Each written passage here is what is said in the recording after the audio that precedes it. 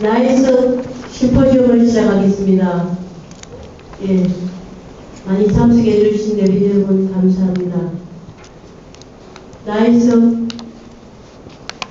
심포지움을 열게 된 이유는 나이스 생각더 복원, 나이스 2년간 건립이라는 그런 중요한 과제를 안고 이 심포지움을 시작하게 되었습니다. 사회적으로 시대적으로 많은 변화와 어려움이 있지만 또 우리는 사과나무를 또 심어야 된다는 그런 마음으로 시작하게 되었습니다. 다시 새로운 시대를 위하여 또 준비하고 먼저 간 선구자 나혜석을 생각하면서 그분의 훌륭한 좋은 점을 우리가 이어가고 또 사람에 따라서 뭔가 관원이 있으니까 그런 부분 또 그런 부분대로 다 남겨놓고 우리가 좋은 점을 물려받고 이어받는 그런 정신으로 생각했습니다. 아무튼 나혜석은 정말 평범한 사람은 아닙니다. 정말 100년 전의 사람이지만 지금도 아직 나혜석을 따라갈 사람은 대한민국에 한 명도 없다고 생각합니다. 그런 마음으로 선구자 나혜석을 기념하면서 이 심포지움을 시청해 주시기 바랍니다. 그리고 한 가지 당부할 것은 나혜석은 여러 사람들이 공론이 자자합니다. 어떤 일을 함에 있어서는 공론이 자자하는 것은 좋은 현상이라고 봅니다. 그 사람을 싫어하는 사람도 있고 그 사람을 좋아하는 사람도 있고 그는 충분히 다 이해합니다. 그리고 한 분의 발제자는 김은동 고문님께서 수원 지역 유명인사입니다. 수원 지역을 사랑하고 그런 애양심으로 나혜석을 바라볼 수 있습니다. 그리고 옆에 토론자 정인성도 또 수원 지역 사람입니다. 그러나 공강규 시인이라는 한국 유명한 시인을 모셨습니다. 이 시인은 나혜석을 어떻게 바라볼까? 어떤 생각을 할까? 그런 마음으로 일부러 반대의 생각도 있고 어느 부분 공감하는 부분도 있을 것입니다. 그런 부분을 우리는 다 취합하게 해요. 나혜석에 대해서 무조건 긍정적으로 좋다 하는 사람만 모시면 토론회가 안 됩니다. 그래서 긍정적인 것과 또 아닌 부분을 생각하면서 나혜석을 우리가 얘기하고 토론하려고 합니다. 그리고 토론자이신 노준식 선생님, 우리 나혜석 지금 예술 강의 수업을 듣는 분입니다. 사회적으로 굉장히 중요한 훌륭한 일을 하시다가 우리 나혜석에 대한 그런 호기심 때문에 수업에 왔다가 지금 7개월째 나혜석 강의를 듣고 있습니다. 그런 외부 지역의 사람 토론자와 발제자가 있고 여기 수원에 또 태어난 토론자와 발제자가 있습니다. 우리 김은동 고문님을 소개합니다. 예, 반갑습니다. 우리 정인성 토론자를 소개합니다. 네, 반갑습니다. 우리 공강교 시인님을 소개합니다. 네, 감사합니다. 노준식 토론자님을 소개합니다. 반갑습니다. 어떻게 하다 보니까 두 분이 타 지역과 또 B 지역 사람들이 또 대화를 나누고 각자 어떤 생각을 하시는지 나혜석이 앞으로 기념한 거니까 생각도 부분에 대해서 어떤 생각을 하는 것도 중요하고 일단은 나혜석의 인물에 대해서 토론하는 것도 중요하다고 봅니다. 어떤 그런 건립은 하루아침에 되는 것이 아닙니다. 10년 이렇게 토론을 하다 보면 얘기가 도출되고 그런 것으로 생각합니다. 아무튼 나혜석 심포지움을 시작하겠습니다. 여러분 많은 박수 부탁드립니다. 그러면 일단 기조 연설을 김은동 시인님께서 먼저 시작해 주시기 바랍니다. 예, 편지상 앉아서 말씀드리겠습니다. 제 자료 보면은 제가 제목을 나혜석을 새롭게 재조명해야 할 이유, 정월 나혜석의 봄은 어디까지 왔을까, 이런 주제로 제가 발제를 합니다. 저는 주로 내용이 뭐냐 하면 저는 수원 사람입니다. 수원 사람으로서 나혜석을 얼마나 현재까지 조명해 와고 있는가, 이런 데 포커스를 맞춰서 제가 이 발제 내용을 만들었습니다. 오늘 그래도 가장 나혜석을 사랑하는 분만 여기 모였어요. 수원의 예술을 총괄하고 있는 오영규 예총회장이고 또 나혜석이 그리던 그림과 또 문학이 대표하는 우리 이번에 새로 미협 회장이 된 김대준 회장 미술협회, 또 김은기 우리 문협 회장이 다 있기 때문에 여기 시장이고 뭐고 시의장 안 와도 돼요.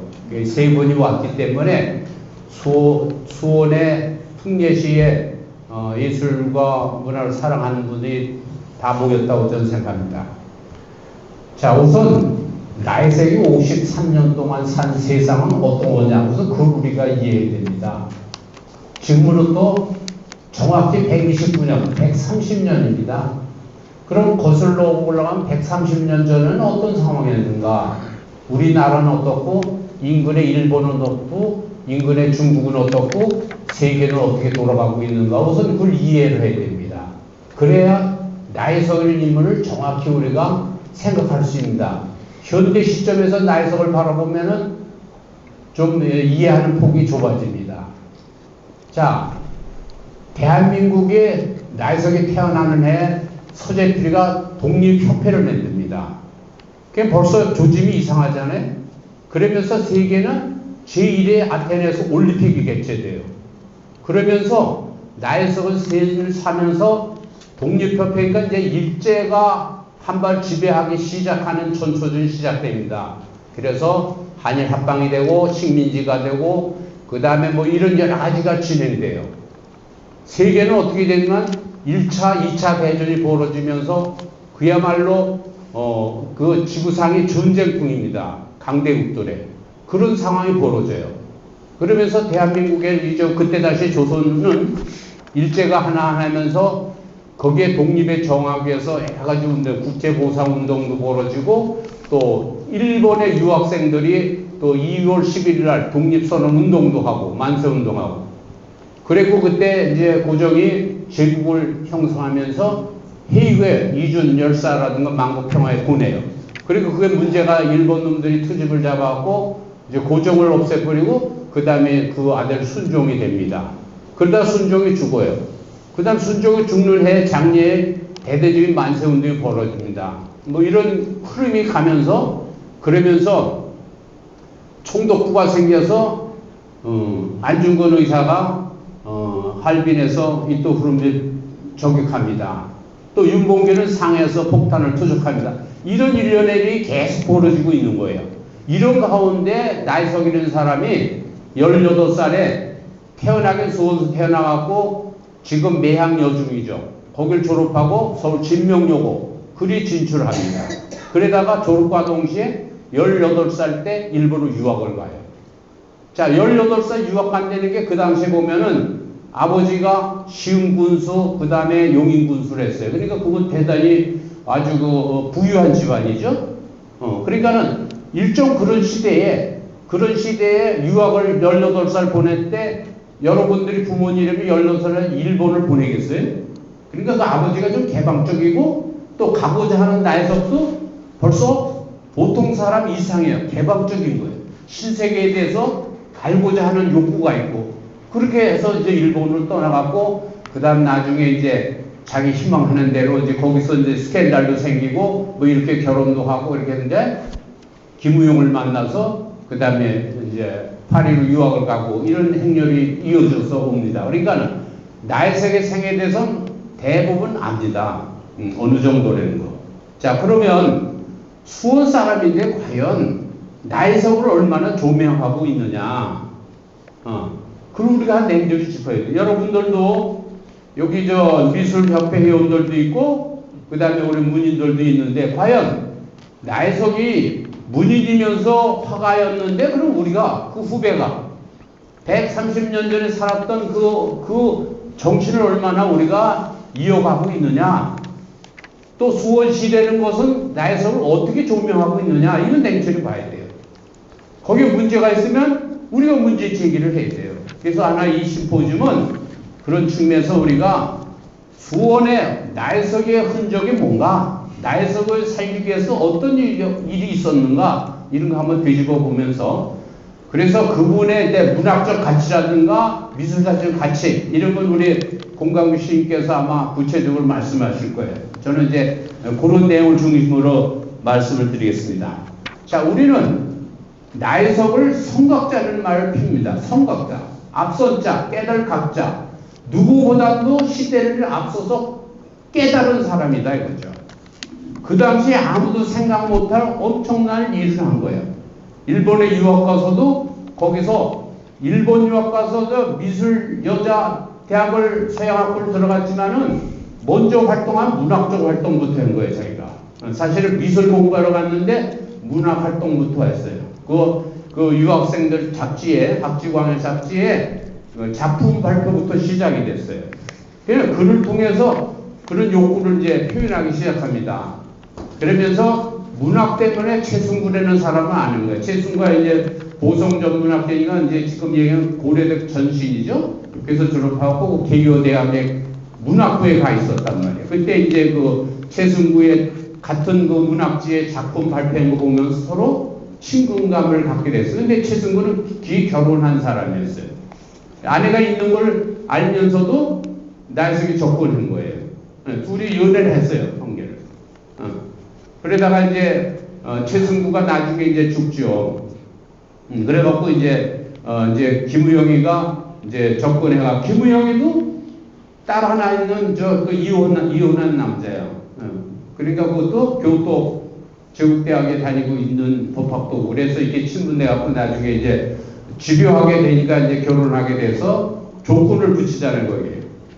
첫째, 지금처럼 나를 사랑해라. 두 번째, 내가 평생 그림을 그리는데 방해하지 마라. 세 번째, 시어머니하고 먼저 전체 하고는 같이 살지 않게 해달라. 그 전에 조건에 또 하나 있었던 게 뭐냐면 최승구 무덤에 비석 세워달라. 이게 가능한 얘기예요, 그 시대. 그러니까는 이게 뭐냐면 우리가 생각 못한 참 이 앞서가는 그 깨달음이 있는 거예요. 그래서 그런 측면에서 그렇게 나해석이가 그렇게 해서 이제 이렇게다가 53사에 행렬병자로 이제 죽게 되고 무덤도 없잖아요. 시신이 없으니까. 이렇게 이제 불우한 생애를 마쳤는데 그러나 그 가운데에서 활동한 거는 지금 시대의 평가라면 엄청난 일이다. 그 당시에. 130년 전에 그 일제 암흑기에 세계는 전쟁터이고 그때 뭐 히틀러도 이태리에 무솔리니도 나오고 히틀러도 나오고 막 이럴 때예요. 그때가 아주 세계가 그냥 1차 전쟁, 2차 대전 이런 세세고 그러다가 나중에 이제 무슨 저희 미국의 루즈벨트 뉴딜 공항도 이렇게 일어나서 이제 하고 뭐 한 세계가 좀 불안한 그런 세대에 53년 생을 사는 겁니다. 그래서 제가 우리가 타이틀을 지금 보면은 그때 당시 그런 타이틀이 없었죠. 이제 후세 사람들이 나해석을 연구하고 뭐 논문 발표하다 보니까 최초자가 엄청 많이 붙었어요. 대강 제가 세보니까 한 17가지가 한국 근대사에 최초라는 말이 붙은 사람이에요. 그런 사람이 없거든요. 그럼 이 사람을 조명해야 되잖아요, 이제는. 물론 나해석에 대한 긍정적인 시각도 있고 부정적인 시각도 있어요. 그건 보는 쪽에 달라요.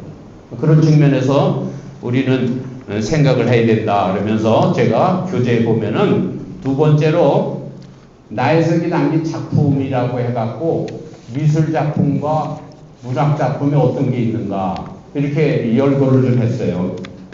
그래서 완전히 나해석은 예술로 그 당시 시대를 뒤흔든 그런 불꽃 같은 나해석이다. 그래서 나해석이 한 말에 이런 말이 있어요.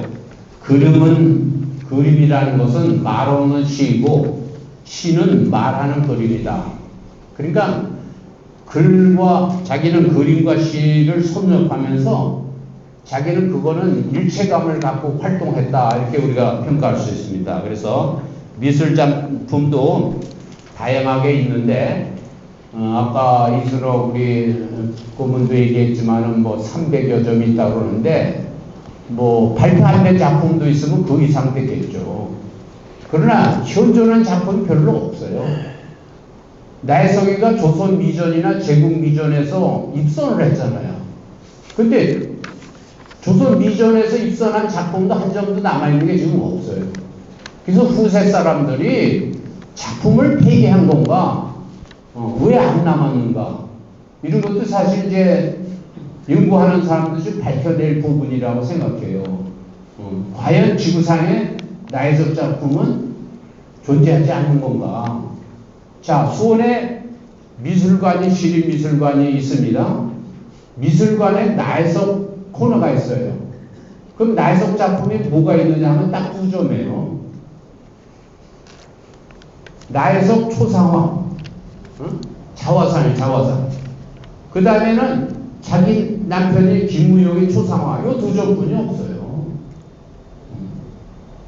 그러니까 우리가 이걸 또 찾아내는 노력도 해야 되는데, 이게 돈이 들어서 그런지 그런 노력을 푼 적이 없어요. 이제 그런 점에서 우리가 생각해야 되겠다. 그래서 이제 미술도 보면 우리 저 미협 회장도 왔지만은 미술학자들은 그런 얘기를 합니다. 이제 그 파리에 가기 전과 후와의 그 화풍이 달라졌다.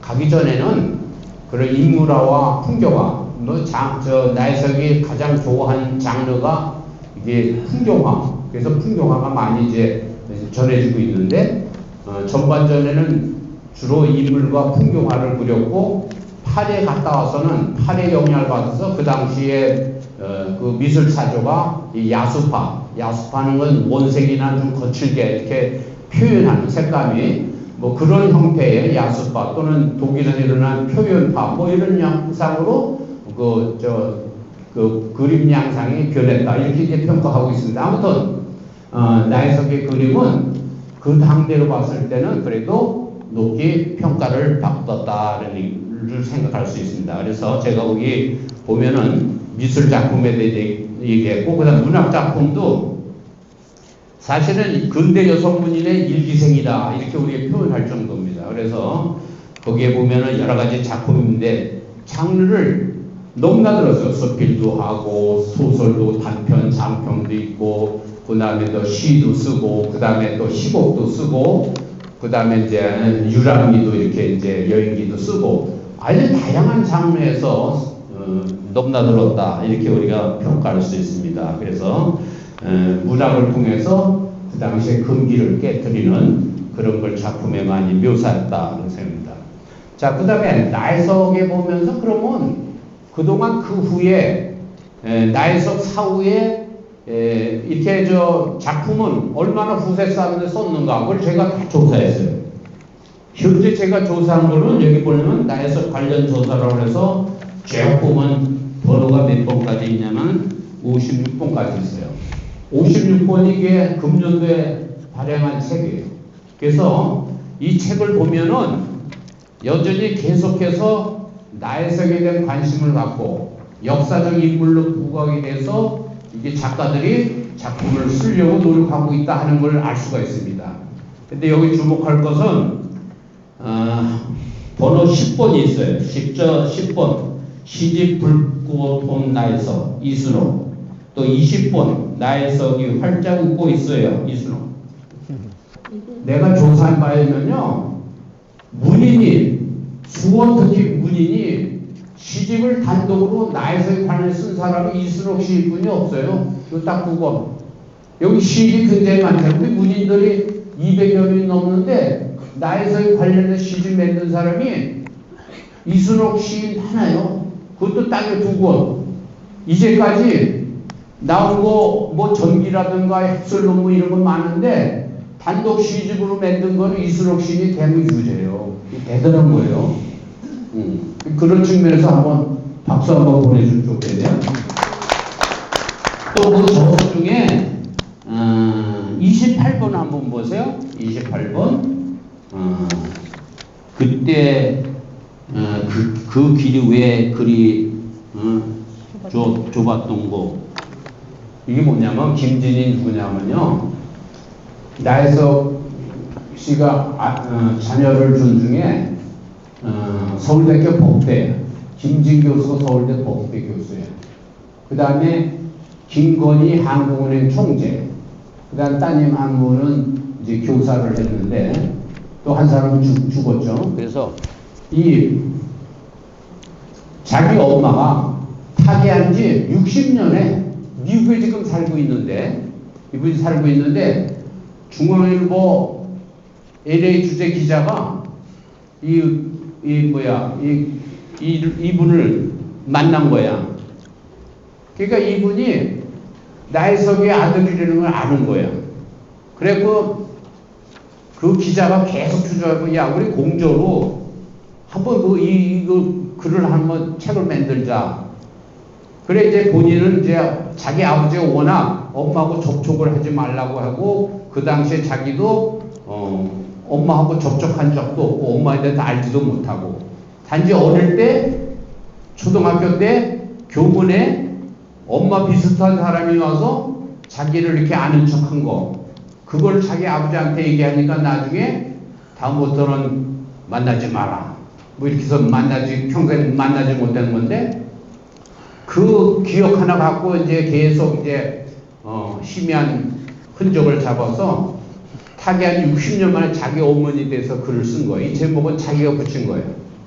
중앙일보 기자하고 공조로 해서 제가 이 책을 알라딘 중고에서 사갖고 제가 탐독했는데, 어머니에 대한 그리운 정이 거기에 듬뿍 들어있는 책입니다. 여러분도 한번 여기 연로된 책 한번 찾아보시기 바랍니다. 자, 그 다음에 네 번째로 나혜석을 주제로 한 소설이 뭔가, 그 위에 많은 작가들이 사실 나혜석이 이제 단편과 장편 소설을 이렇게 썼는데, 이 후대의 작가들이 나혜석의 그런 그 당시의 문학적인 나혜석을 소재로 한 내용입니다. 이런 소설을 쓴 게 있습니다. 여러분들 한번 찾아서 읽어보시고, 자, 그 다음에 나혜석 관련 논문, 여러 가지 논문이 있습니다. 학자들이 발표한 논문이 있는데 그 대표적인 거 몇 가지를 제가 기록해 놨습니다. 그 다음에 여섯 번째, 수원에 설치된 나혜석 흔적. 자, 화가 나혜석의 표석이 판생제 신풍동, 그 당시 신풍동인데 지금은 이제 행궁동이죠. 저 거기 가보셨을 거예요, 아마. 한 뼘 정도, 조금만요, 표석만 있어요, 그죠? 그 옆에 커피숍은 더 크고, 그게 오늘의 현실이에요. 그래서 이순옥 회장이 생가터를 복원하고 기념관을 만든다. 이것도 쉬운 일은 아니에요. 그 땅을 매입해 있는데 지금 행궁동이 그 땅값이 말이 안 돼요, 거기. 팔지도 않아요, 또. 그리고 생가터가 진짜 생가터기에는 어떤 근거가 없어요. 대강 요 정도에 살았겠구나 하는 거지. 그런 것도 좀 문제가 있고. 자, 그래서 그래도 거기 가보면 표석하고 양력이 있어요. 그래도 거기 좀 요즘 그 핫한 거리이기 때문에, 플레이스이기 때문에 좀 수원을 찾는 외부인들이 나혜석의 인물을 좀 볼 수 있도록 좀 어떻게 꾸몄으면 하는 그런 생각이 듭니다. 두 번째, 나혜석 거리. 여러분, 나혜석 거리 가보셨는 분 있어요? 이 나혜석 거리도 이 나혜석 기념사업회 유동준 회장이 열심히 활동한 덕분에 이게 나혜석 거리도 중앙정부 지원을 받아서 만들어진 거예요. 수원시 돈으로 한 게 아니에요. 그런데 거기 설치 장소가 이제 음식문화거리라 그런지 거기 그게 전부 술집이고 그런 음식점이지, 나혜석과 관련된 서점이 있나, 골동품이나 아트리에가 있나, 갤러리가 있나, 무슨 집집마다 그림 한 장 붙인 점포가 있는가. 단지 동그라미 나혜석 동상 입상하고 저기 가면은 벽체 있어요. 벽에 보면은 가운데 벽에 절벽이 가운데 뚝 뚫어져 있어요. 이렇게 소나무처럼. 그걸 뭔 의미냐면 나혜석이 남성주의 그 사회를 자기가 그 벽을 깨뜨렸다 하는 그런 상징적인 의미예요. 그래서 거기에 보면은 부조된 시가 하나 있어요. 그 시가 뭔지 여러분 읽어보신 분 있어요? 자, 나혜석이 유명한 화가였지만은 일본 가서도 미술 공부하러 갔는데 문학 활동도 먼저 했다고 그랬잖아요. 거기에도 나혜석 그림이 부조되어 있는 게 아니라 나혜석 시가 있어요. 그래서 거기에 보면은 그 시, 누가 뭐 보신 분 있어요? 어떤 시가 거기에 부각이 되어 있는지 아시는 분? 인형의 가, 집가자. 인형의 가가 시가 거기 부조가 되어 있어요. 그러니까 한번 자세히 보시라고. 소분들도 거기 뭐잘 가지도 않고 잘 보지도 않고 그런다고. 그래서 이 나이석거리도 좀 앞으로는 저 인사동 측으로 이런 그 나이석고 관련된 그런 샵이 들어서도록 해야 되는 노력이 필요하다. 그 다음에는 이제 그 다음에 이제 제가 나이석에 이제 이 관련돼서 또 이제 하나 얘기하면 이제 뭐냐면 이제 나이석 이제 흔적 중에 나이석 미술 대전을 벌이고 있는데 저 미술협회 회장도 와 계시지만은 그 나이석 미술 대전이 지금 올해가 29번째죠. 그래서 미술 대전이 굉장히 역사가 지금 그래도 오래됐습니다. 미술 대전이 1997년부터 시작이 됐어요. 거의 19회를 맞는데 전국 대상을 하는데 여성을 대상으로 그 자리가 잡혔어요. 초창기는 대상에 대해서 100만 원만 줬는데 지금은 1,500만 원 주죠. 1,000만 원인가? 1,000만 원. 그러니까는 이제 100만 원이 1,000만 원 된 거예요. 그래서 그 다음에 우수상인가는 500만 원 주고 그러는데 그래서 미술 대전, 나이석 대전도 하고 그래요. 그러니까 어느 정도 미술은 정착이 돼가는 거예요. 전국 규모로 하는가. 그 다음에 문인협회에서도 이제 나이석 문학상을 1997년부터 시작을 했어요. 그런데 그동안은 나이석과 관련 없는 작품을 시상을 한 거예요. 그래서 이제 최근에 나이석을 소재로 한 작품만이 대상이 돼서 그래서 시상합니다. 그래서 나이석 문학상도 지금 김은기 회장이 그전 상금도 없었어요. 상장만 줬는데 50만 원씩 주는데 이것도 소문인만 대상을 하는 것보다도 이것도 전국 단위로 좀 해야 된다 하는 얘기입니다. 그리고 상금도 좀 저 미술협회 1,000만 원 주듯이 1,000만 원, 500만 원을 주더라도 이게 확정을 시킬 필요가 있지 않느냐 그런 생각이 듭니다. 그 다음에는 이제 제가 이제 마무리를 주려고 합니다. 그러면 나이석을 연구하는 단체가 어디 있느냐? 유동준 씨라는 분은 나이석과 관련 게 없어요. 수원 사람인데 학창시절에 대학 시절에 나이석에 대해서 책을 읽다 보니까 어서 야 이거 내가 이제 나서야 되겠다. 그래서 그 사람 문인도 아니에요, 학원도 아니에요. 그 나이석을 바로 알리기 운동을 해갖고 심포지움도 걸리고 그분 때문에 문공부도 쫓아다녀서 문화인물 할 때 나이석 인물을 해갖고 예술전당에 전시도 해갖고 이렇게 한 사람이에요. 그래서 심포지움 되던 나이석의 전집도 만들고 그런 활동을 했던 사람이에요. 근데 지금 이분도 지금 연세 90이에요. 그래서 예산 지원도 받지 못하니까 지금 그 대를 잇지 못하고 있어요. 안타까운 일이고. 두 번째는 학자들이 나이석 학회를 만들었어요. 그래서 학회 만들 때도 아주 열렬하게 나이석 학회지도 만들어서 나이석 연구라고 학회지도 만들고 구호까지 나왔었어요. 그래서 열심히 하다가 이것도 예산 지원을 못 받으니까 또 대학교에서 논문을 쓰면 돈을 받아야 되잖아요. 그러니까 홍보를 안 내는 거예요. 그래서 그것도 지금 유명무실을 하고 있습니다. 그래서 이런 것도 좀 우리가 다시 복원해야 되지 않느냐 그런 생각 듭니다. 자, 그리고 나이석 기념 자료관이라고 우리 문학의전 2층에 말이야 개인이 만들어 놓은 거 있어요. 올라가 보면 아무것도 없어요. 간판만 있고. 그러니까 이런 걸 볼 때는 수원의 20세기에 대한 수원 출신입니다. 20세기에 인물을 꼽으라고 그러면 나는 나이석을 꼽아요. 그런데 나이석을 꼽는데 수원에서 이게 관심 갖고 있느냐? 그래도 최근에 수원미술관에서 나이석 자료를 모으려고 애를 많이 쓰고 그래요.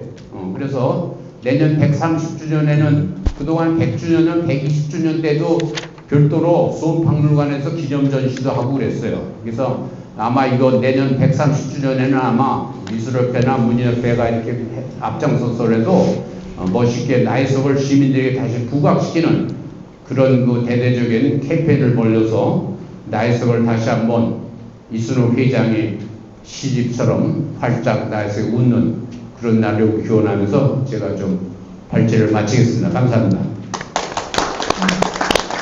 김은동 부모님의 기도 연습 감사합니다. 시간이 빨리 가는 것 같습니다. 공강도 시인의 두 번째 발제 시작하겠습니다. 좀 많이 시간이 오버돼서 네. 좀 네. 발제 부분을 보시고 참고하시고. 네네. 그렇게 간략하게 하겠습니다. 하여튼, 우리는 나의 색을 어떻게 기억하고 보존할까? 이제 이 문제를 이렇게 써봤습니다. 뭐 1번 나의 색 생애 관련해서는 뭐 잘들 아시고 우리 앞에 선생님께서 하셨으니까 생략을 하겠습니다. 나의 색 미술 작품의 의미와 같이, 이것도 제가 미술 전공자는 아닙니다. 아닌데 제가 뭐 좀 동양화를 좀 배운 적은 있어가지고 조금 하면은 인터넷을 통해서 나의 색의 그림들을 다 찾아봤습니다. 찾아봤는데 여기에 제가 올려놓은 이 세 가지 그림이 하여튼 제 생각엔 가장 좋았다, 이런 말씀을 이렇게 드리고요. 하여튼 이 자화상이라는 것, 환양전 작약, 또 무희, 뭐 이런 것들이 이미 잠깐만요. 화룡전 자격. 오타나. 화는 리얼이 아니고 리얼. 화룡전 자격. 화룡전. 미국의 제사 지내는 가는 화룡전. 그 앞에 피어 있는 자격을 보고 그랬습니다. 네네. 예. 화룡전. 그렇습니다. 요 세 그림이 뭐 제 생각으로는 가장 의미가 있고 괜찮다라는 뭐 이런 생각이 들었습니다. 하여튼 그래서 이 자화상은 뭐 우리 방식에 이제 우리 당시에 이 나의 색이 살던 당시에 이제 그림 이런 방식은 아니에요. 하여튼 서구적 신여성의 우아한 자태를 묘사한 뭐 이런 그림입니다. 수작으로 이렇게 평가를 하고 이 인물 이 분위기 보면 어떤 이상한 이제 우울한 이런 것이 이제 보이고 그럽니다. 아까 뭐 이순옥 선생님께서 이분의 그림이 다 이제 어둡다 뭐 이렇게 말씀하셨는데 정말 이 톤들이 그렇다라는 생각이 이렇게 듭니다. 바로 이 자아가 이 그림에서 이게 표출되어 나오는 이런 것과 같은 그림이 이 자화상이다. 또 자화상이 다른 것도 있는데 그거보다는 뭐 그거는 잘 그렸지만은 그거보다는 지금 이 사진으로 보는 이 자화상, 이것이 상당히 이 깊고 그렇다. 그런 생각이 들었습니다. 또 화량전 작약, 이것도 앞에 있는 곳이 이제 작약이고 뒤에 있는 것이 하여튼 뭐 이 전각 이런 집인데요. 이것도 보면은 저도 뭐 이 얘기, 이 윤범무라는 이분이 이 책을 쓰셨는데 뭐 그분하고 같은 뭐 이 동인이에요. 그분도 시를 쓰고 그래서 왜 이렇게 나이 먹어가지고 같이 뭐 동인하자 이렇게 해가지고 하는데 이 화량전 작약에 관련한 것, 또 이거리 컬렉션에서 현대미술 관장을 이제 윤범모 그 선배가 하셨는데 그쪽으로는 과정 뭐 이런 것 얘기를 이제 다 듣고 이렇게 이제 했었습니다. 그래서 요 작품에 대한 이야기도 이렇게 들었습니다. 하여튼 이 작약을 소재로 한 것 뒤에 또 이 전각을 소재로 한 이 그림이 이것도 이제 좀 어둡지만은 상당히 굉장히 이제 이 깊은 이런 맛이 있고 뭐 그렇다 그겁니다. 또 이제 무희라는 그림이 있습니다. 이거는 이제 신여성을 이제 보여주고 있는 그림인데 하여튼 이 표정을 보면은 이 무표정입니다. 무표정. 그래서 남성의 시선에 복속되지 않는 당찬 의미를 보여주기 위해서 표정을 이렇게 무표정으로 했다. 이거고 또 이 다리를 드러내는 복장과 이 구두를 통해서 신여성의 활동성과 여성 해방의 의미를 강조했다고 이렇게 평가를 하는 이런 글을 제가 봤습니다. 뭐 미술색의 의미 있습니다. 여성의 정체성 탐구, 두 번째는 사회적 제약에 대한 비판, 그리고 자기 자의 표현입니다. 하여튼 이 가부쟁자를 끊어내기 위해서 치열하게 살아낸 이 화가의 어떤 이 광기와 이 자아가 이런 그림에도 드러난다, 이런 말씀을 드리겠습니다. 뭐 이런 작품들이 의미도 있고 어떤 가치가 있을까? 그럼 미술사적으로 의미가 있다 그겁니다. 하여튼 우리 이 서양 미술의 1세대 특히 여성으로서 길을 처음 열었다 그거고요. 또 이 사회적 가치입니다. 그래서 단순한 미술 작품을 넘어서 이런 한국 사회 역사적 맥락을 이해하는 데 굉장히 중요한 또 이런 자료가 된다. 그리고 당시 시대의 사회적 변화를 이 그림이 반영하고 있다. 그 다음에 이제 기법의 독창성입니다. 하여튼 이 당시에 이렇게 아무도 그리지 않았는데 이런 독창적인 스타일과 기법을 보여주고 있다 그겁니다. 처음에 이제 그림들을 보면은 뭐 이렇게 뭐 스케치도 있고 이렇게 좀 뭐 수묵화라기보다는 이렇게 그런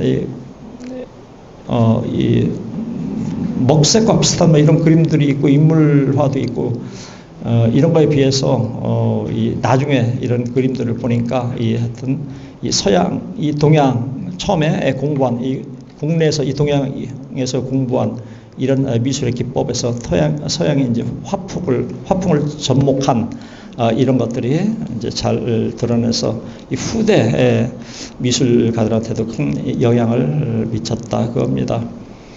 하여튼 이 문학 작품으로서 의미와 가치 이것도 뭐 1세대 문학을 하면서 당시에 뭐 이 김일엽이라든가 김명순 등과 같이 1세대 우리 특히 이제 여성 이 문인인데요. 이번에 이제 이 고백체 소설 이런 것들이 이 가부장적 이 제도를 기반으로 한 이런 것들을 이제 비평하고 뭐 이런 것들입니다. 이런 것들이 상당히 빼어난 이 소설로 평가된다 그겁니다. 이 시는 앞에 선생님께서도 뭐 인용을 이렇게 하셨습니다. 인형의 가 이거 인형의 가 이거 이제 아까 말씀하신 이제 부조로 뒤에 있는 이것인데요. 뭐 이거는 뭐 이제 육아의 3종 지도 뭐 이거를 사실 이제 비판하는 이런 시입니다.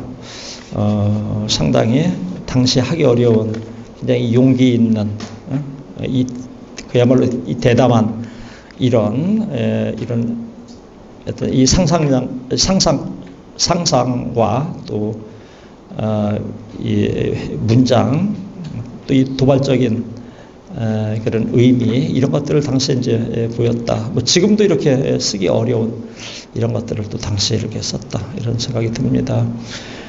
또 이제 소설입니다. 어머니와 딸 같은 경우에 딸이라든가 또 다른 뭐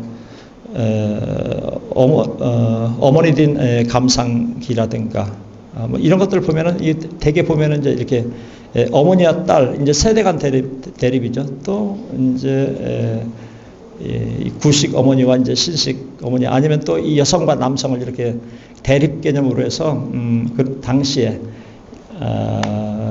그 남성 이 중심에 아니면 이제 구시대적 이런 이 사회상이랄까 뭐 이런 것들을 잘 이렇게 보여주고 있습니다. 하여튼 뭐 섣달 대목 뭐 이런 것들은 요즘에도 뭐 명절 그 증후군 이런 것들이 있지 않습니까? 명절 스트레스 당시에도 뭐 이런 걸 써가지고 이미 이 100년 후인 지금도 이 문제를 우리가 해결하지 못하고 있는 아주 이 선진적인 이런 이 사유와 그걸 표현하는 이런 능력을 이 마음껏 이렇게 발휘하신 분이다 이렇게 말씀드리겠습니다. 하여튼 또 뭐 이혼 고백서 이것을 보면은 지금도 이런 의식에 사실은 갇혀 있거든요. 여기서 벗어나지 한 뭐 몇 프로 정도 한 10% 20%나 좀 달라졌을까요? 당시하고 지금하고 그런데 아주 용감하게 아주 도발적으로 이런 또 글을 쓰셨다. 또 이런 말씀을 드리겠습니다. 뭐 이런 것들 이제 그래도 조금 이제 이렇게 개항을 일찍한 일본 유학을 통해서 이제 이 서양 문화와 문학을 접해서 이제 배워온 뭐 그것이고요. 또 아니면 그 이후에 또 이제 유럽 여행을 통해서 또 이제 외국의 문물을 습득해서 또 한국 이 사회에 던진 그런 문장들이다, 도발적인 문장들이다, 이렇게 말씀을 드리겠습니다. 문학자 부각 의미가 있습니다. 어떤 인간의 길이라는 소설, 뭐 이런 것들은 여성의 권리와 이런 자아를 탐구한 이제 대표적 작품으로 이렇게 알려져 있습니다. 이상한 나라의 앨리스 같은 경우에도 현실의 억압 뭐 이런 것들을 썼고요. 또 그 문학의 가치를 보면은 여성의 권리와 자아 탐색, 또 이 사회 비판입니다. 그래서 자기 이 개인사를 넘어서 이 사회로 자기 의식을 이 확장시키려는 이런 것들을 앞에 미술에서도 그랬지만 문학을 통해서도 실천을 했다 그겁니다. 나에서 생과 복음과 이제 기념관 건립의 문제입니다. 건립 문제인데요. 뭐 지금 뭐 내사거리가 아시다시피 이제 있습니다. 문제는 이제 생가구 기념관 건립인데요. 이번에 이제 미술 그리고 또 문학 또 여성 운동의 역사적 이런 1세대 페미니스트로서의 위치가 이 굉장한 이런 분입니다. 그래서 뭐 생가와 기념관은 다 필요할 수도 있는데 이거를 하기 전에는 우리 이 지역에서 충분한 또 협의가 있어야 될 것 같다는 뭐 이런 생각도 제가 해봤습니다. 왜냐면 우리 같은 경우에는 일단 이분이 이제 그 자기 아버지와 또 최린 그리고 남편과 이 관련이 되었던 사람들이 실제 이 친일 부역한 반민족 행위자로 이미 이제 판명이 나 있고 그래가지고 실제 이분이 많은 이제 이 데이터 자료들을 보면 독립 운동을 한 것은 사실이고 창씨 개명도 안 했지만은 여러 번 또 이 독립 운동가로 이 국가서운 신청을 하려는 노력도 했었지만은 그거를 수원시에서조차도 이렇게 누락시키고 하지 못하는 뭐 이런 것들이 있기 때문에 거기에 대한 이 검토와 논의 이런 것들을 더 할 필요가 있겠다. 왜냐하면 미술과 음악, 예술만 가지고 기념관과 생가가 있어서는 왜냐하면 우리한테는 굉장히 민감한 우리나라에서는 민감한 문제이기 때문에 충분한 이 지역 사회에서의 논의가 필요하다 그런 생각이 듭니다. 또 단독 일단 기념관 같은 경우에도 하여튼 기념관이면 이제 뭐 미술관과 문학관을 이제 겸해야 될 텐데 이분의 이제 자료가 그만큼 많이 있을까라는 이런 생각도 들고 일단 이제 국내 이 문학관과 이 기념관들이 이 부실한 이런 문제로 해가지고 그 지자체의 굴짓덩어리로 이렇게 상당히 많은 곳들이 이렇게 이야기가 되고 있습니다. 또 뭐 제가 아는 한 군데에서는 그 중에서 사실은 굉장히 유명한 우리가 다 아는 이런 분인데 자기 문학관을 이렇게 주장하다가 자기는 들어가지 못하고 왜냐하면 유물 이런 것을 안 주니까 오히려 그 지자체 이름으로 그 시인데요. 그 시 이름을 딴 문학가로 이렇게 했는데 원래 그분이 들어가 있는데 그분은 없고 다른 이제 문인들만 있는 그 지역 출신의 문인들만 문학관에 들어가 있는 뭐 이런 것들이 있고 그래서 충분한 논의를 거쳐서 이 기념관과 이 생가 문제는 해결되어야 되겠다. 뭐 이런 생각이 제가 자료를 정리하면서 몇 가지 자료를 보면서 뭐 그런 생각이 들었습니다. 이상입니다. 나머지는 토론으로 대처하겠습니다. 네, 수고하셨습니다. 네. 그러면 토론에 들어가겠습니다. 지금 시간이 많이 뺀 관계로 토론을 10분 이상 줄여 했는데 1인당 그냥 5분 정도로 공략하게 하고 우리 정인성 시인님을 토론 부탁드립니다. 네, 안녕하세요. 네, 오늘 토론자로 이렇게 기쁘게 자리를 한 수원문협회 회원 정인성입니다. 인사드리겠습니다.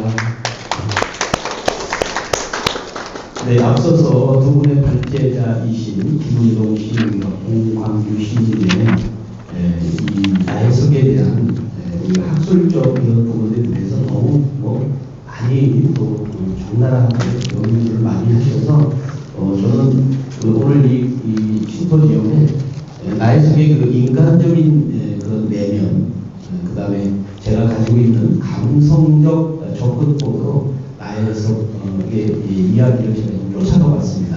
그래서 오늘 이 자리에서 제가 이제 토론을 좀 질문 형식으로 드리고 싶은 것은 한 시대를 살다가 나의 속이라는 사람, 인간 나의 속, 그 인간적인 나의 속은 어떤 사람이었을까? 그 다음에 예술가로서, 예술가가 남기는 것은 흔적이잖아요. 그 사람이 무엇인가를 남긴 게 흔적인데 그 흔적은 무엇일까? 이렇게 좀 쫓아가 보고요. 마지막에는 우리가 바라는 나의 속이 생각하는 바람은 무엇일까? 라는 것을 우리 여쭤볼 건데요. 제가 며칠 전에 나의 속 거기 거리를 다녀왔어요. 나의 속이 이렇게 손을 뻗고 계셔요. 근데 손을 이렇게 잡아봤어요. 나의 속이 한 인간으로서 얼마나 따뜻한 이게 피가 흐르는가. 저는 감성적으로 접근했다 그랬죠. 손을 딱 잡았어요. 그랬더니 그냥 이 먼 발치를 이렇게 바라보는 그 동상이었는데요. 그냥 큰 답은 없었어요. 근데 그 다음 날 이수록 부모님한테 여기 토론자로 오라고 딱 이렇게 전화가 왔어요. 나의 손님이 준 큰 선물이 아닐까 싶고요. 제 인사는 여기서 잠깐 하고요. 다음 기회가 되면 질문을 하도록 하겠습니다. 먼저 질문을 할까요? 네. 그래요? 네, 그러면 오늘 김은동 시인님께 제가 따뜻한 그렇게 질문을 통해서 오늘 나의 속에 대한 이야기를 좀 진행해 보겠습니다. 시대를 살다가 나의 속, 여성 최초라는 수식어를 붙일 수 있는 인물, 저항과 도전의 시대를 살다가 나의 속. 그녀는 신여성의 상징이자 그 시대를 대표하는 중요한 인물이었습니다. 나의 속의 삶을 돌아보았을 때 그녀가 살았던 그 시대와 환경 속에서 그녀의 존재가 우리에게 무엇을 시사하고 있는지 궁금합니다. 나의 속의 삶과 신여성으로서의 상징성에 대해서 우리 좀 김은동 발제자님 부탁 좀 드리겠습니다. 자, 먼저 첫 번째 질문에 답을 드리겠습니다. 우선 나의 속은 경직된 사회에서 벗어나고자 했다. 그 다음에 어떤 깨어있고자 했다. 그 다음에 여성이기 전에 한 인간이 되기를 바랬다. 이것이 오늘날 우리에게 주는 나의 속의 생애의 메시지가 아닌가 그런 생각이 들고요. 그 다음 신여성으로의 상징성이라고 하는 것은 한마디로 표현한다면 그때 당시는 남성 중심 사회였잖아요. 남성 중심 사회에서 맞서서 불꽃을 피운 여성. 그 다음에 시대를 앞서간 거예요. 시대를 초월해서 영원히 사라지지 않는 불꽃을 피운 여성. 이렇게 두 표현으로 상징성을 나타낼 수 있다고 봅니다. 네.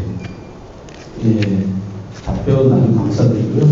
인간적인 나의 속은 그러면 어떤 예술적 삶을 살았을까요? 하는 두 번째인데요. 어린 시절에 그녀는 과연 다른 이들과 무엇이 달랐을까요?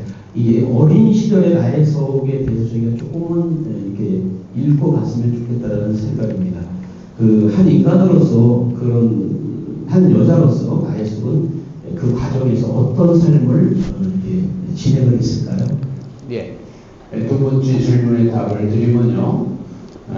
우선 나혜석은 누구보다 총명했습니다. 그렇기 때문에 그 엘리트 코스를 밟은 거 아닌가 그런 생각이 들고, 진명여고를 졸업할 때도 수석을 졸업했다는 겁니다. 그러니까 일본에 유학할 수 있을 정도의 능력을 지녔던 거죠.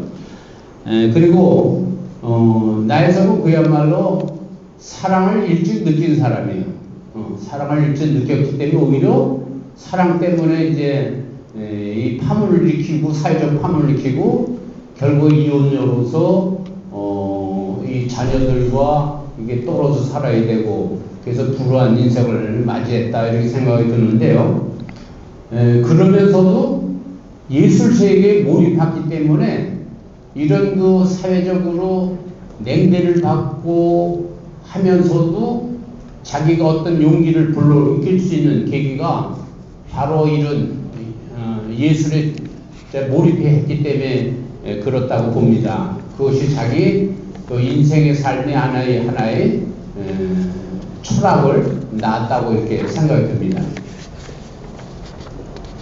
네, 세 번째로요. 예술적 나혜석에 대해서 좀 접근하고 싶은데요.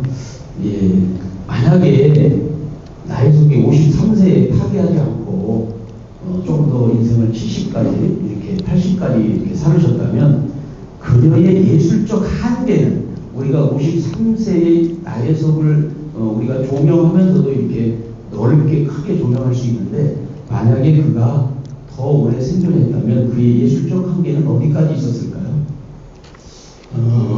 그 안타까운 것은 이제 좀 그 이혼한 이후에 사회로부터 냉대를 받지 않고 사회적 분위기가 좀 화단에서 열심히 그림을 그리고 문단에서 글을 쓸 수 있도록 환경 조성을 해놨으면 그런 아쉬움이 있습니다.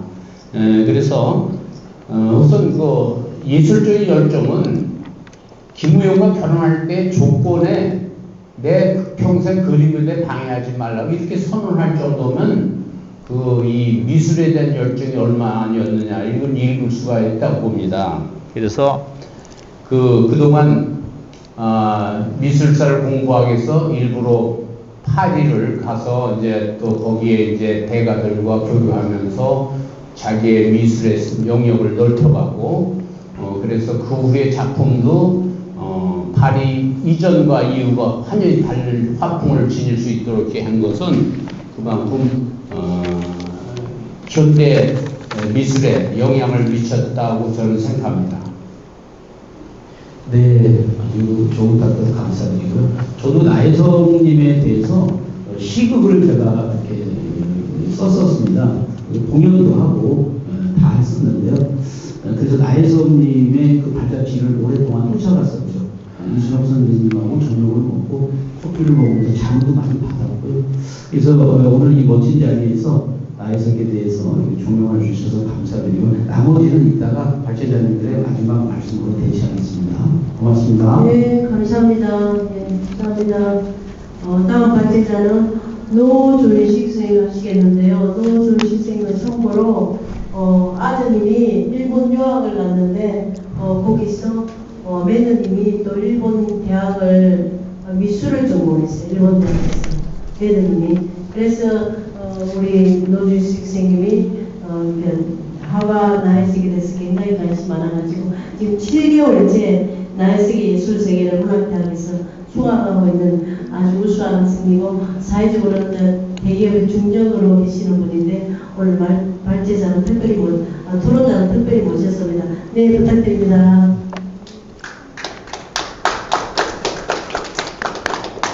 안녕하십니까? 이게 잘 들려요? 저는 요 가까운 데 살았어요. 8달로 60번지에 저는 살았어요. 거기서 마이크를 좀 가까이 대보세요. 이렇게 잘 들리나? 네, 아, 가까이. 8달로 일가 아니, 마이크를 이렇게. 이렇게 가까이. 아이고. 일가 60번지에 태어난 게 아니라 거기서 초등학교를 다녔습니다. 우리 집도 큰 집이었어요. 집안에 벽당이 있을 정도니까. 그런 집이 아마 수원 시내에 별로 없는 걸로 알고 있는데 그런 집에서 살았으니까 돈이 좀 있었겠죠. 우리 아버지가 의사였으니까요.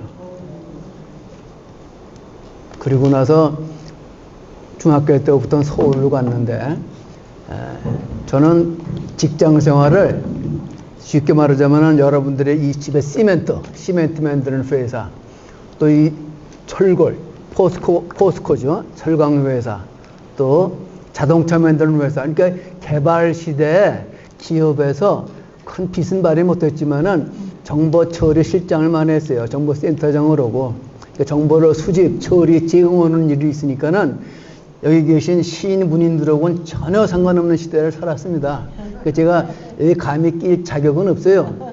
근데 특허라든가 여러 가지 국제회의를 때 가보면은 거기에 그 엔지니어라든가 연구원들이 시인이나 문학이라든가 굉장히 밝은 걸 알고 제가 놀랐어요. 예를 들면은 이 시대에 강이라든가 호수, 댐 이런 것에 대해서 굉장히 민감했어요. 그래서 강에도 시민권을 부여해야 된다. 뭐 바다에도 물에도 인권이 있다. 뭐 이런 엄청난 변화를 제가 깨닫고 내가 얼마나 무식한가 하고 생각을 했어요. 근데 회사 다닐 때는 먹고 살기 바빠가지고 그럴 때가 신경을 전혀 못 썼어요. 그러다가 이제 대우가 거덜나면서 저도 거덜나지 않았겠어요? 그래서 이제 중소기업 다니고 NGO 설립도 오고 그랬어요. 그러다가 이제 제 아들이 며느리가 동경예술대학을 들어갔어요. 그러니까 내 아들도 할 수 없이 그 동경대학을 간 거예요. 근데 며느리가 다닌 동경예술대학은 국립이에요. 근데 우리 나혜석 작가님은 사립이에요. 근데 내 스토리를 보니까는 훨씬 창의적이고 훨씬 예술적인 기질이 동경예술대학보다 훨씬 낫더라고요.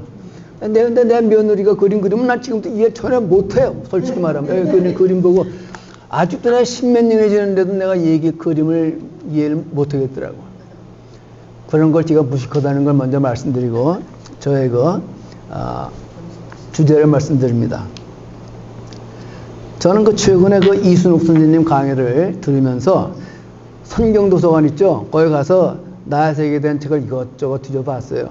그 중에서 가장 감명 깊었던 게 아까 김동훈 회장님이 말씀하신 그 책 있지 않습니까? 그 책. 그땐 그 길이 왜 그리 좁았던 거를 아주 열심히 봤어요. 그리고 야, 이게 아들의 입장은 이렇구나. 또 자식들의 입장은 남편의 입장은 이렇구나. 그러니까 이 김진우라는 분은 말이에요. 김진우라는 분은 아버지를 변호하기 위해서 쓴 책이에요. 나혜석을 변호하기 위해서 쓴 책은 얼마나 많습니까? 근데 나혜석을 변호하기 위해 쓴 책이더라고요. 그래서 내가 그걸 아주 열심히 봤습니다. 열심히 보고서는 제가 편견을 좀 가졌던 거예요. 그래서 내가 끝에 쓰지 않을 말을 하나 했어요. 모든 문제까지 덮어둘 필요는 없습니다. 단점 없는 사람이 없기 때문입니다. 근데 지금 내가 이거 바꾸고 싶어요. 나혜석의 단점은 승화시켜야 된다. 장점에 비하면 장점에 비하면은 사회적 기여라든가 이런 거에 비하면은 단점이라는 거는 이건 하찮은 거 아닌가? 그런 생각을 하고 싶습니다. 제가 이제 그럼 토론 주제로 네. 질문을 던져보겠습니다. 우리 시인님께 이런 질문을 던져서 미안한데. 네. 먼저, 나혜석이라는 인물은 단순히 추념하고 기념해야 될 인물인가? 아니면은 그녀가 던진 질문에 정직하게 대답해줘야 할 이 시대의 인물인가? 작년에 내가 캐스트로빌이라고 캘리포니아에 존 슈타인베크 기념관이 있어요. 거길 내가 가서 봤어요. 거기 봤더니 단순히 에덴의 동쪽이라든가 이런 영화, 소설만 기념한 것이 아니라 이 시대에 이 존 슈타인베크의 사회에 어떤 질문을 던졌고 어떤 정신으로 기여를 하고 있나 이게 핵심이더라고요. 그래서 우리나라에도 그런 게 필요해요. 특히 나혜석 같은 사람은 말입니다. 이 시대에도 문제가 되는 질문을 던진 사람 아니에요? 이 시대도 저는 해결을 못했어요. 물론 페미니스트들이 많이 나왔죠. 많이 나오고 여성 대박론도 나오고 이런 시대지만은 내가 살고 있는 기업, 내가 경험한 기업에서 기업의 민주화라는 건 요원해요. 학교도 마찬가지라고 생각합니다. 내 손주들이 중학교 다니고 뭐 이러는데 학교에 많이 민주화가 되긴 됐지만은 근본적으로 학교가 민주화가 되려면은 학교의 노조 선생님들을 왜 이렇게 핍박을 합니까? 그러면 노조가 활성화 안 되면은 어려워요. 공무원도 마찬가지고 공무원도 노조가 있어야 되고 유럽은 다 공무원들 노조가 있잖아요. 그래서 사회가 민주화가 되는데 우리는 정부만 좀 민주화가 된 것 같아요. 나라만 민주화되면 그건 무슨 의미가 있습니까? 나 해석은 가정화 민주화를 하기 위해서 이 사회의 모든 남성 중심의 사회에서 큰 피해를 본 사람 아닙니까? 그래서 자기 어머니를 그렇게 미워하던 이소의 예일대학 교수죠. 예일대학 이 교수였어요, 이 사람이. 서울법대 교수도 했지만은 자기 어머니에 대한 평가를 나중에 했더라고요. 자기 어머니는 말이에요. 이렇게 평가를 했어요. 어머니는 어머니의 사고와 삶에 이중성이 없는 정직하고 순수한 사람이다. 그렇게 어머니를 미워한 사람이 나이가 들어서 한번 보니까는 어머니가 그렇게 정직하고 순수한 사람이었는데 타협을 할 줄 몰랐다. 다시 말하면 주위에 여기 계신 시인이나 이런 문필가들처럼 말이에요. 뭔가 인생을 깊이 성찰하고 어떤 좋은 멘토가 돼 있거나 단 한 명이라도 말이에요. 사회에 한 명이라도 나혜석에게 네가 한 일은 큰 사회적 의의가 있다 하고 이해를 해주고 공감을 해줬더라 그러면은 그렇게 일찍 돌아가셨겠어요? 1935년 이후로 작품을 못 썼더라고요, 이 양반이. 그리고 행렬병자로 스스로 돌아가셨는데 저는 전에 이순옥 선생님한테 그런 말씀을 들었어요. 나혜석을 그렇게 비참하게 아무 일도 한 거 없이 돌아가신 인물로 기억해서는 안 된다. 나혜석은 돌아가실 때까지 그 시대의 그 라이프 스타일이에요. 삼중지대라는 말도 안 되는 정책을 갖고 있던 나라 아니에요. 그런 나라에서 여성 해방을 위해서 끝까지 건강한 마음으로 말이에요. 달겨들다가 좀 헷가닥 하신 거예요. 쉽게 말해. 그걸 이해를 해야지. 그걸 이해 안 하면은 이 소위 문명시대의 페미니스트라고 할 수 있습니까? 저는 상당히 상당히 그런 측면에서 그런 인물로 봐야 되지 않는가 그런 질문을 하나 던지고 또 하나는 우리 저 시인님에게 이런 질문을 해요. 나혜석의 입장에서 전 질문을 던져보는 거예요. 한 예술가로 나혜석이 또 한 여성으로 그리고 그보다는 근본적으로 한 인간으로 나는 인간적인 삶을 살면 안 되나요? 나아가요. 여성은 인간적인 삶을 살면 안 되나요? 여성은 그 이혼에도 이렇게 했는데 너무 이렇게 이혼의 편지가 아니라 그 대단한 시도 아닙니까? 그 당시에 그 결혼 선언문이라든가 조건이라든가. 근데 여성은 누구를 사랑하면 안 되나요? 또 여성이 자기 생각을 있는 그대로 표현하면은 그 위험한 존재가 됩니까? 그렇게 철저하게 무시받아야 됩니까? 이런 질문을 한번 던져봅니다. 물론 너무 제가 무리한 질문을 던지는 것 같은데 제 느낌을 이렇게 던지고 끝으로 나혜석은 단순히 기념하고 추모해야 될 인물이기보다는 그녀의 가정 생각이죠. 지식과 명성과 사회적인 모든 삶의 모든 걸 이뤘잖아요. 그러면 질문을 했어요. 우리 사회는 이런 질문에 대해서 정직하게 대답해 줘야만 하는 인물이라고 저는 생각을 합니다. 이런 거를 위해서 기념관을 만들고 토론할 것이면 토론해야 되겠죠. 그 당시로 봐서는 나혜석이가 나와 같은 좀 고루한 남자들에 의해서 핍박받을 수 있었죠. 저도 처음에 포스카 내려갔을 때 텃자를 얼마나 받았는지 몰라요. 한 기업이지만은. 또 저기 또 대학에 가서도 얼마나 핍박을 받았는지 몰라요. 처음에 가면은. 근데 그거 지나가면 그 사람들이 미안하더라고요. 좋은 날 와요. 그럼 나는 괜찮다고 그러는데 나혜석 씨는 그런 대접을 받고도 남을 인물이 아닌가.